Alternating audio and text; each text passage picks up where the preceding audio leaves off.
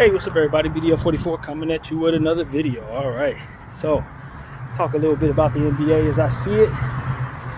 And right now, as I was listening to Gilbert Arenas and this panel talking about offense that's going on right now, I just think that offense is really where it's at. It's offense right now. You're seeing the ball go up at a higher rate and a more efficient way than we've probably seen in ages, man. I tell you the truth. I witnessed Kobe Bryant go for 81. I was watching that game. But that was an anomaly. That was an anomaly in the sense that people weren't scoring like that every day. He was one of the only people in the league who was capable of doing that. If not the only person in the league capable of doing that. Right now, I think it's legitimate about 7 guys who can go for 80 points right now. I think that. And they're proving it. Joel Embiid, Luka Doncic, Devin Booker. There's probably a few others too. And no telling what the youngsters are going to do as they start to develop. Some of these young guys, you don't know what they're going to turn into as they continue to work on their games. You know, some of these guys like Paolo Banchero and Jalen Green, if they ascend to what they're supposed to, John Morant, you don't know what these guys are going to be 4 or 5 years from now if they keep on the trajectory they're on. Not to say that they're going to go for 100 points, but in this offensive world, man, who knows, man? I legitimately am not certain we're not going to see somebody surpass 100 points when I sit up and watch what I see right now. With Luka going for 72, and mind you, he just kind of stopped. They put players on him to try to slow him down. That may not be the possibility in other games. You know, that may not be a possibility next time somebody goes on the heater like that. And so slowing them down, if they're hitting a bunch of threes, you consider how many threes these guys probably attempt in practice. It ain't nothing for a guy who's evolving the game, who may be elite at shooting, to hit 23-point shots. That's not crazy. It's not crazy at all. 3-point records are going to be shattered, stuff like that. I mean, I just see it coming, man. It's a different world. And while Wilt Chamberlain's records in certain areas like rebounding and stuff like that, I don't think we're really close to that. That 100-point scoring record, I don't think we're too far. I think that is possible, especially in the era we're in right now where defense isn't exactly at a premium. Now, I hear people like Famous Los and a few others are talking about how, you know, defense is still being played. They're trying to argue that defense is still being played. It's just that guys are getting better at offense, so it's impossible guys are getting buckets. I'm from an older school. I'm older than him. I remember basketball that took place probably before he can think about and remember. Defense was played at a different level. But what people need to understand is it was easier to defend back then too, because they weren't spreading the floor like that. Guys weren't shooting the three like that. It wasn't as much space from which to operate. You had to, in that defensive era, you likely needed to slow down a big man. You needed to stop a Shaq. You needed to stop a Kareem. You needed to be able to get in the paint and be able to dog out those guys. In this era, you got to be able to guard the perimeter, and guarding the perimeter is so much more difficult because the rules itself make it so that you can't land. You can't, allow yourself to have your foot in the landing space of the three-point shooter. The three ball goes up from far away. Even if your length can reach it, you got to be a certain metrics to even be able to contest those things properly. So if a guy gets hot and he's conditioned properly to shoot 50 shots without even getting tired, then the chances of him going for 100 on his hottest night is pretty damn good. It's pretty damn good, especially if he's going up against a bad defensive team, for which a lot of NBA teams really are. So I was listening to them talk about how right now they're looking for people with long arms. You got to be of certain genetics to even get in the league right now. They don't care that you're playing well or smart or fundamentally any of that.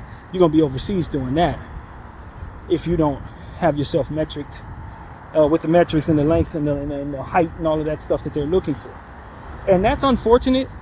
I think that's going to reset to a degree, because what you're going to end up finding is some of the guys in the second round, some of the guys that are going undrafted who don't have these metrics are going to come into the league with their efficiency gifts and with their abilities, who are just going to be better than some of these dudes with long arms and tall. You know what I mean? They're just going to be better than these dudes. And it's not going to translate to what NBA scouts are probably thinking is going to. I still think basketball IQ is probably the most important thing that you want. I mean, of course, you need your Wembanyamas, you need your, Herb Joneses and stuff like that to be able to contest three-point shots. But if you look at a guy like Jalen Brunson, you don't have the metrics. You look at a guy like Trae Young, he doesn't, you know what I mean? Nah. Those guys are still super duper stars because at the end of the day, the science of basketball requires for you to be really good at it, not just metrically sound, so to speak, or just genetically gifted. A lot of these dudes have long arms and can jump high. They're not really that great at the science of basketball. They don't have the gift to play basketball. They're just long and tall. So what you end up having is those guys sucking out there, playing all these damn minutes or getting onto these teams only to be found out that they can't play, and you didn't wasted a 16th overall pick on a dude who ain't half as good as the dude you saw that got drafted behind him, just because he has long arms and long legs. So I would just tell these scouts and the people who are looking for this without necessarily caring if a guy is really gifted at basketball to understand it's a sport, is basketball. If it's arm length testing, that's a whole nother story. We pay a guy for having long arms. But if he can't ball, then you're still going to be finding yourself losing to the guy who's really, really great at the sport. So that's what I'm saying. I think that you want a good balance in regards to what you're looking for. If you're solely looking for what the modern era is looking for, you're going to leave the best players on the board. You're going to leave the most talented basketball scorers on the board. And one thing that frustrates me these days is people who don't have good basketball IQ. Guys who are attempting contested shots instead of passing them up for good passes. Guys who are going to leave three-point shooters wide open, stuff like that. Basketball IQ is important, man. If you don't have basketball IQ in place to make guys better, to make your overall team better, if you don't have guys who can actually handle the ball and you're just going for guys that are long, lanky, dudes, that's not, at the end of the day, that is not the gift of basketball. Especially if you're going to spread the floor out, guys got to be able to hit shots, guys got to be able to contest shots, guys got to be able to get others involved, guys got to not be stupid, straight up. And so that's what I think is going to end up happening. They're going to end up having, you're going to find a couple of dudes that can really go, who you say, okay, he got the long arms, he got the long legs, he can really go, and that talented Kevin Durant, Paul George dudes. But a lot of times they're going to be looking for these bodies that are built like that, but the dudes aren't going to be talented like that. They're going to suck. So that's my concern. I just think you got to get ahead of that if you're an NBA team who's kind of got numbers, people telling you to only go after metrics, and that's who we're going to pay because he's going to be a star because he's tall and long. There's plenty of tall and long guys who can't play no basketball, fam. Or they're just average. Or they really, really have deficiencies in some key areas that maybe you're not paying attention to until you get them on the floor and realize you shouldn't have wasted your time with them. I still think getting the best talent is what you want. Because a Trae Young is still going to get a teardrop over a Wembanyama. He is. Jalen Brunson is still going to score 50 points shooting from 13 feet away. While everybody else is trying to figure out how the hell to score, he's mastered the art of scoring in tweener areas that you're not even guarding. So it's like, give me that dude over the guy with the metrics any day. I hear about Imani Bates, and he's been balling out in the G League, but because his metrics aren't a certain way and everybody's looking for metrics, he can't get on the floor. It's like, no, he can get buckets, fam. He's gifted at the game of basketball. Put him in the pros. Look at guys like Ash Cass, significant other. What's homie's name? Sharif Cooper. He needs to be in the NBA, fam. He's killing the G League every night. And because he don't have the metrics, y'all don't want to put him on the floor, bro, he's better than these dudes. He's better than a lot of these dudes. We see it every time he gets on the floor. So it's like, the same thing to Scottie Pippen Jr. I'm like, fam, stop with the overvaluing of length and height over a guy being really, really good at what he does. Because at the end of the day, basketball is not a simple sport as it pertains to, well, I'm the tallest, so I'm going to play better. If that were the case, George Mirasan would have been the best player in the basketball back in the 90s. You understand what I'm saying? It would have been that simple. It ain't that simple. It's not going to become that simple. And I would like for the scouts who pride themselves on being smart to value feel for a change. Don't just take the numbers and say that's all you need in order to put together the best opportunity. You need people who understand the sport, who have a feel and a touch for the game of basketball, have a touch for the ball, and all these different things. Metrics only matter if it's attached to somebody whose brain has a skill set and talent for the game. You're going to get some tall, long dude, and he's going to be good at drawing. Not drawing fouls, drawing. He's an artist, but because he's tall, you want to put him in the league and give him all this money. And he doesn't even love the game like that. Meanwhile, a great player who would have gotten drafted in the 80s when you weren't thinking about that kind of crap is not going to get an opportunity because y'all too busy looking for the lengthy dudes. It's just, you got to get to a point where you're valuing both what it is that they're looking for and a guy who's just talented enough to beat everybody on every court he goes on. That's really what you want. The most talented basketball players, not just the guys who are tall and long. So that's what I want to say, man. I'm seeing the NBA go down a path that they don't want to go down. They always keep on doing this copy and paste nonsense. You know, it's when Steph Curry came in the game, oh, we need everybody to be like Steph Curry. If he can't shoot, we don't want him. When Shaq was in the game, oh, we want every 7-footer. If he's heavy, he's big. Dude couldn't play worth a lick. At some point in time, we just got to say, yo, who's good?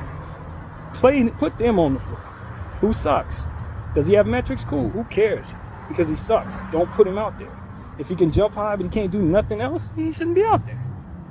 You know what I mean? That's really what it comes down to. I've seen too many dudes, the Wesley Johnsons of the world, they couldn't play. He could jump though. He had the body. He couldn't play. You know what I mean?